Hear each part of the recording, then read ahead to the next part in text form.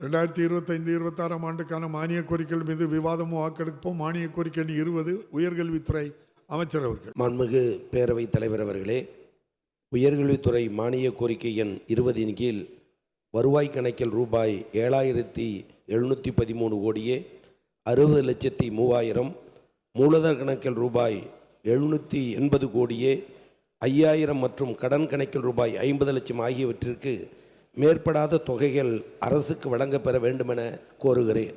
மானிய கோரிக்கை 43 பள்ளிக்கல்வித்துறை மாண்புமிகு பள்ளிக்கல்வித்துறை அமைச்சர் அவர்கள். மாண்புமிகு பேரவைத் தலைவர்களே, பள்ளிக்கல்வித்துறை பற்றிய மானிய கோரிக்கை 43 கீழ் வருவாய் கணக்கில் ரூபாய் 45,655 கோடியே 98,09,000, மூலதன கணக்கில் ரூபாய் 1,109 கோடியே 70,77,000 மற்றும் கடன் கணக்கில் ரூபாய் 1 கோடி ஆகியவற்றுக்கு மேற்படாத தொகைகள் அரசுக்கு வழங்கப்பெற வேண்டும் என கோருகிறேன்.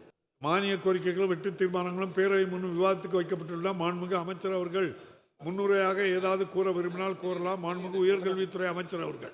மாண்புமிகு பேரவைத் தலைவர் அவர்களே, உயர்கல்வித்துறை பற்றிய கொள்கை குறிப்பு அச்சடிக்கப்பட்டு மாமன்ற உறுப்பினர்களுக்கு அவர்கள் படிப்பதற்கு வசதியாக ஏற்கனவே கொடுக்கப்பட்டுள்ளது. மின்னஞ்சல் மூலமாகவும் அனுப்பப்பட்டுள்ளது.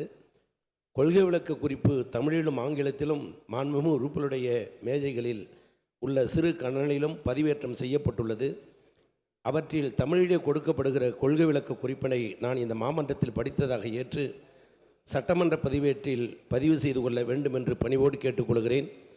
மாண்புமிகு உறுப்பினர்கள் தங்கள் அரிய கருத்துக்களை தெரிவித்த பின்னர் என்னுடைய பதிலுரையில் அவற்றிற்கு விளக்கம் அளிக்கிறேன் என்பதை தெரிவித்துக் கொள்கிறேன். மாண்புமிகு பள்ளிக்கல்வித்துறை அமைச்சர் அவர்கள். மாண்புமிகு பேரவைத் தலைவர், பள்ளிக்கல்வித்துறை பற்றிய கொள்கை விளக்க குறிப்பு அச்சடிக்கப்பட்டு மாமன்ற உறுப்பினர்களுக்கு அவர்கள் படிப்பதற்கு வசதியாகவும் ஏற்கனவே கொடுக்கப்பட்டுள்ளது.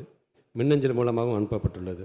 கொள்கை விளக்க குறிப்பு தமிழிலும் ஆங்கிலத்திலும் மாண்புமிகு உறுப்பினர்களிடையே மேசைகளிலே உள்ள சிறு கணியிலும் பதிவேற்றம் செய்யப்பட்டுள்ளது.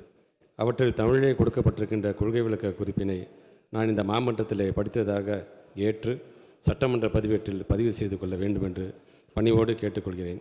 மாண்புமிகு உறுப்பினர்கள் தங்கள் அரிய கருத்துக்களை தெரிவித்த பின்னர் என்னுடைய பதிலுரையில் அவற்றிற்கு விளக்கம் அளிக்கிறேன் என்பதை தெரிவித்துக் கொள்கிறேன்.